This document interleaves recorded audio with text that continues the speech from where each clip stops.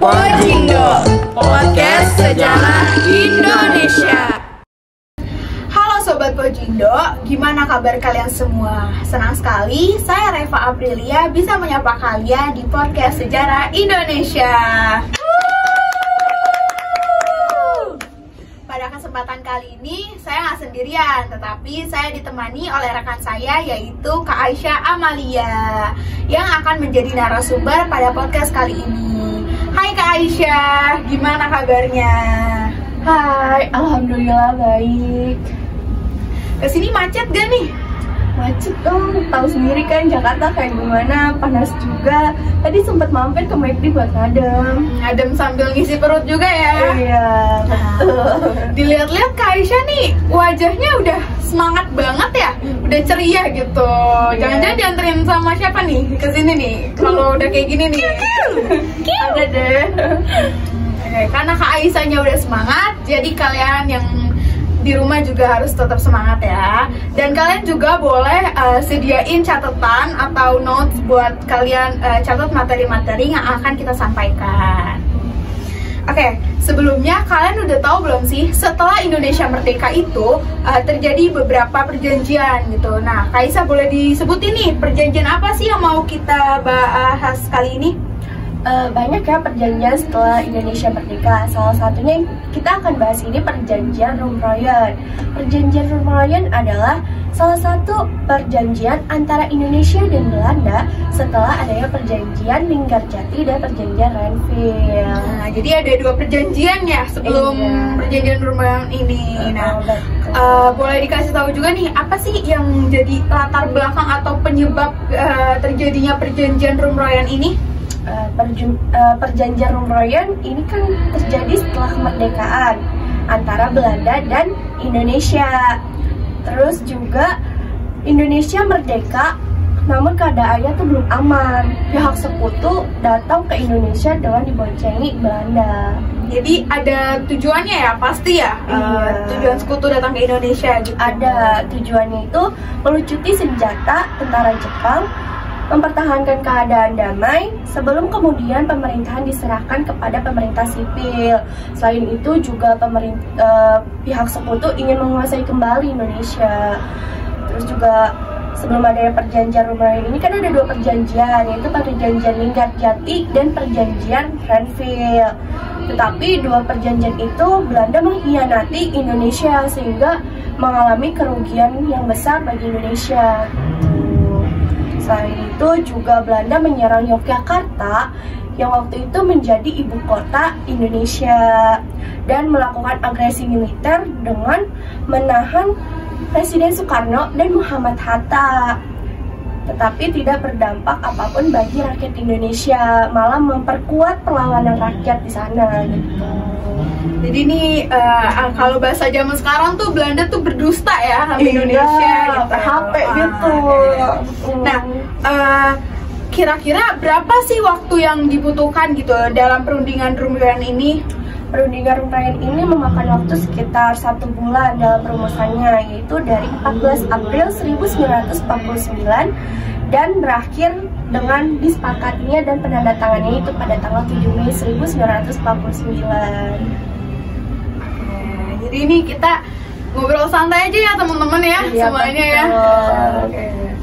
Oke, selanjutnya itu pastinya kan ya ada tokoh yang ikut berperan gitu dalam perjanjian ini gitu. Kalau boleh tahu disebutin aja nih, siapa sih tokoh-tokohnya mulai dari wakil, ketua atau anggotanya mungkin? Ada ya, ketuanya itu Muhammad Rom, yaitu ketua delegasi Indonesia. Dan wakilnya itu Mr. Ali Sastro Amijoyo. Dan anggotanya itu Dr. Leimana, Insinyur Juanda, Profesor Dr. Supomo, dan Mr. Latu Harhari. Oke. Nah, ngomong-ngomong tentang perjanjian gitu kan ya, kira-kira Kak Aisyah ini pernah nggak sih dikasih janji-janji manis gitu? Itu mah beda cerita ya, nggak usah dibahas dulu deh. Nah, Jadi ini dari namanya aja tuh kita udah tahu ya, perjanjian gitu. Jadi pasti ada isi dari perjanjian tersebut gitu. Nah, boleh dikasih tahu nih isi perjanjian perundingan Roem-Royan ini tuh apa aja? Baik, isi perjanjian Roem-Royan ini yang disepakati oleh Indonesia dan Belanda, diantaranya pemerintah Belanda menghentikan seluruh kegiatan militer dan membebaskan tahanan politik peran Indonesia tanpa ada syarat apapun. Nah, yang kedua, Belanda akan menyerahkan kedaulatan Indonesia secara penuh tanpa ada syarat. Yang ketiga, pemerintah Indonesia dan Belanda akan mendirikan persekutuan dengan dasar persamaan hak dan secara sukarela. Yang keempat, Belanda setuju akan ada Indonesia sebagai bagian dari negara Indonesia Serikat. Yang kelima, Belanda mengembalikan dan mengizinkan aktivitas pemerintahan Indonesia di Yogyakarta sebagai ibu kota sementara. Yang keenam, Angkatan Perang dan Senjata Indonesia akan menghentikan semua kegiatan perang gerilya. Yang ketujuh, Indonesia dan Belanda setuju untuk sama-sama menghadiri perundingan selanjutnya, yaitu Konferensi Meja Bundar. Pelaksanaan Konferensi Meja Bundar sendiri nantinya akan dilaksanakan di Den Haag, Belanda. Oke, jadi isi perjanjian dari Roem-Royan ini ada 7 ya teman-teman ya, diingat ada 7. Nah, terus gimana sih hasil akhir dari perjanjian Roem-Royan ini? Perjanjian Roem-Royan ini kan berakhir dengan adanya tanda tangannya, yaitu pada tanggal 7 Mei 1949 dengan hasil pemerintah Republik Indonesia termasuk para pemimpin yang ditawan juga dikembalikan ke Yogyakarta, dan kedua pihak sepakat untuk menghadiri konferensi Meja Bundar di Den Haag, Belanda.